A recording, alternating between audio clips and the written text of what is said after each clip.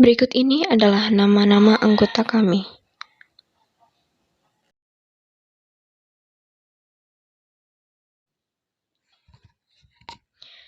Kemudian, apa yang akan kita bahas dalam video?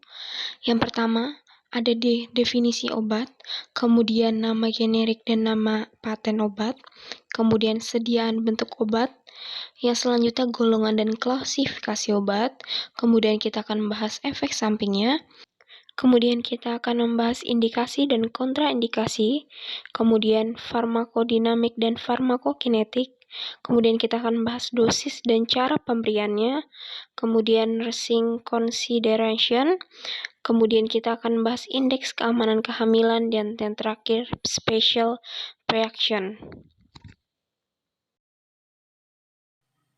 Apa itu propylsiracil?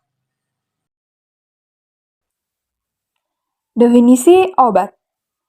Propyltirosil atau disingkat PTU adalah obat antihipertiroid pilihan, tetapi mempunyai efek samping agrelotesis sehingga sebelum diberikan harus dicek sel darah putihnya. Nama generik propyltirosil, nama paten Trosil. Berikut gambar tiap sediaan bentuk obatnya. Sediaan bentuk obatnya oral tablet. Kemudian ada golongan dan klasifikasi obat.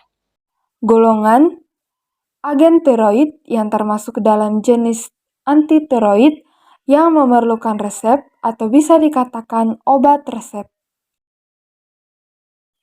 Klasifikasi obat yang bekerja pada sistem endokrin.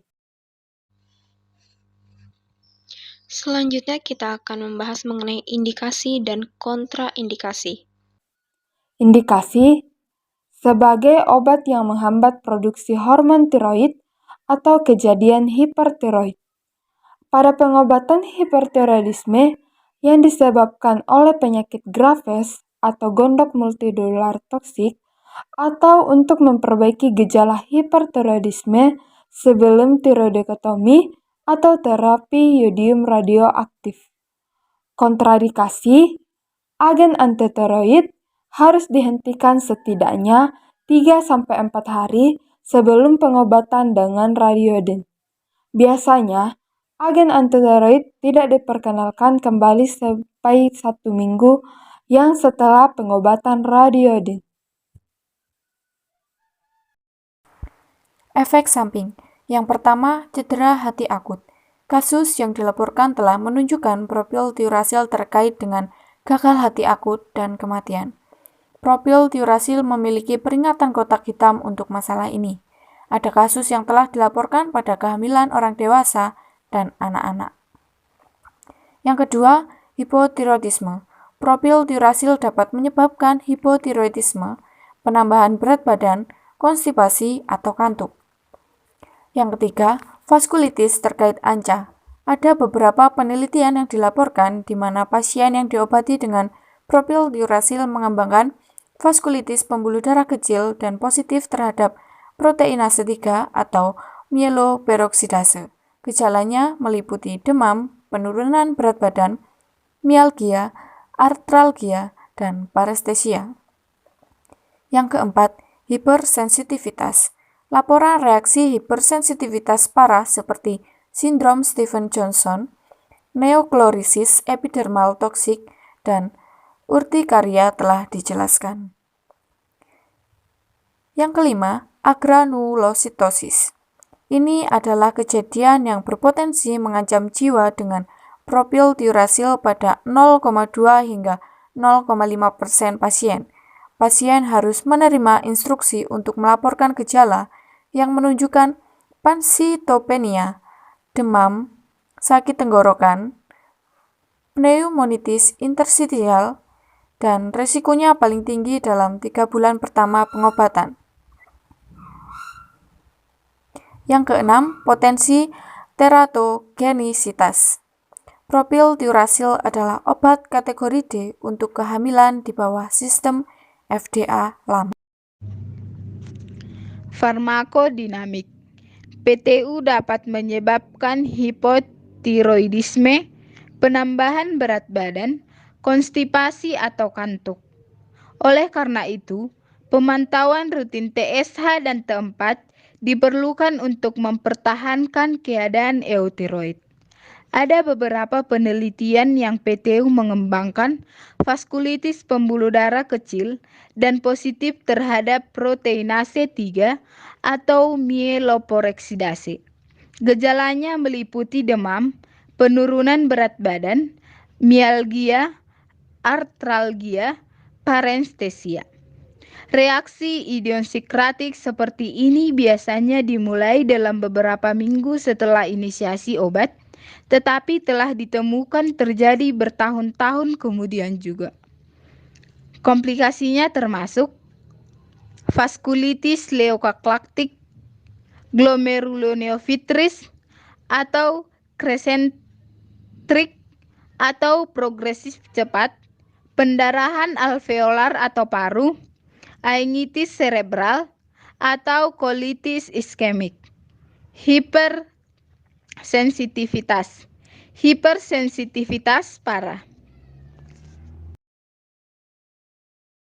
Farmakokinetik. Yang pertama, penyerapannya cepat dan mudah diserap dari saluran pencernaan.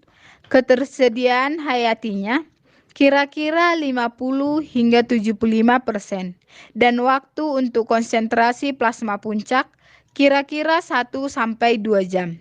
Kedua, distribusi. Terkonsentrasi di kelenjar tiroid, melewati plasenta dan memasuki ASI. Ikatan protein plasmanya sekitar 80-85%.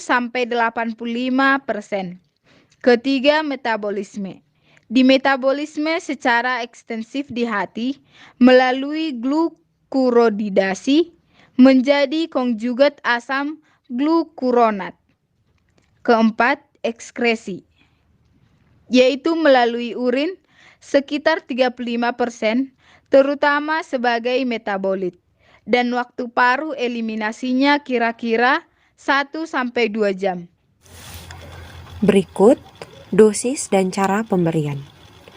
Propiltiuracil adalah obat antitiroid yang diberikan melalui oral. Dosis propiltiuracil diberikan sesuai dengan usia. Untuk usia dewasa, pemberian awal dosis diberikan 300 mg setiap hari. Dalam 3 dosis terbagi rata dengan interval kira-kira 8 jam. Untuk kasus yang parah atau gondok yang sangat besar, pemberian awal diberikan dosis 400 mg setiap hari. Dalam beberapa kasus tertentu, dosis propiltiuracil diberikan 600-900 mg setiap hari. Untuk pemeliharaan, dosis propiltiuracil diberikan 50-150 mg setiap hari. Biasanya dilanjutkan selama 1-2 tahun. Sesuaikan dosis berdasarkan tolerabilitas pasien, respon klinis, dan status tiroid.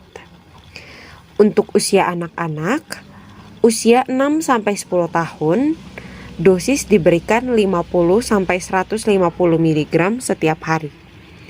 Untuk usia lebih dari 10 tahun, dosis diberikan 150-300 mg setiap hari. Catatan, pada usia anak-anak, dosis diberikan dalam 3 dosis terbagi setiap hari dengan interval kira-kira 8 jam. Berikut nursing consideration.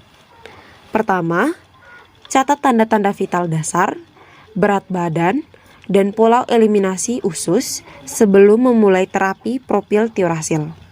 Dan tetapkan lagi jadwal penilaian kembali dilakukan. Kedua, pastikan bahwa studi laboratorium, misalnya hitung darah lengkap dengan diferensial, hormon tiroid, TSH, tes kadar ureum, kreatinin serum, kadar enzim hati, telah diselesaikan sebelum memberikan obat propiltiuracil.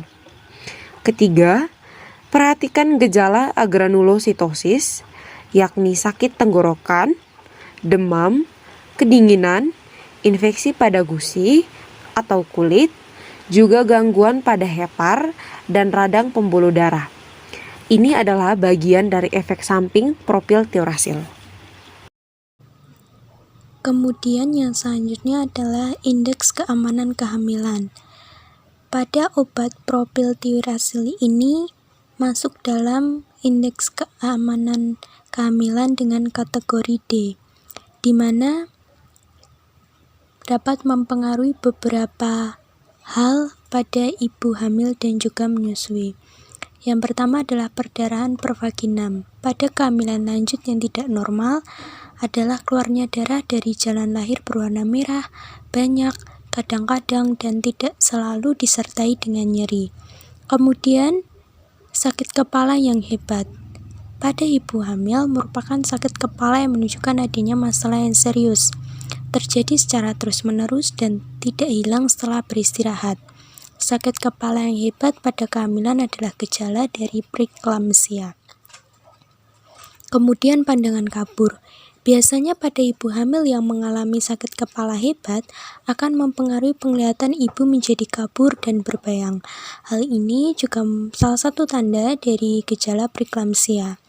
Bengkak pada wajah dan tangan yang sudah dianggap tidak normal, biasanya terlihat pada muka dan tangan, dan juga tidak hilang setelah beristirahat. Kemudian berkurangnya gerakan janin.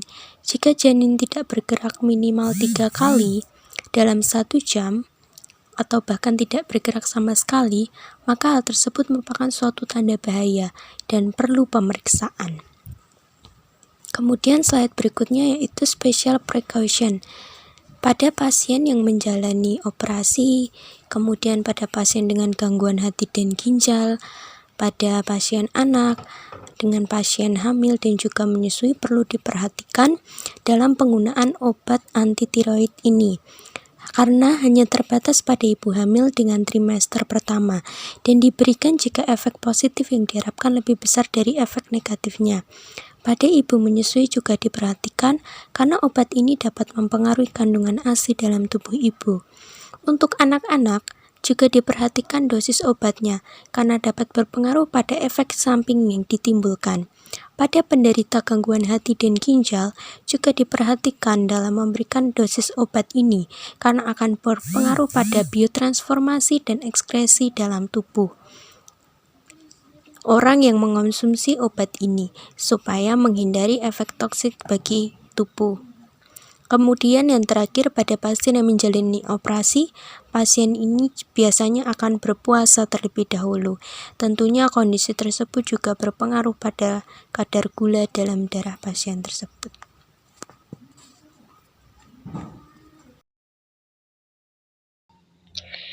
Berikut ada referensi yang kami gunakan.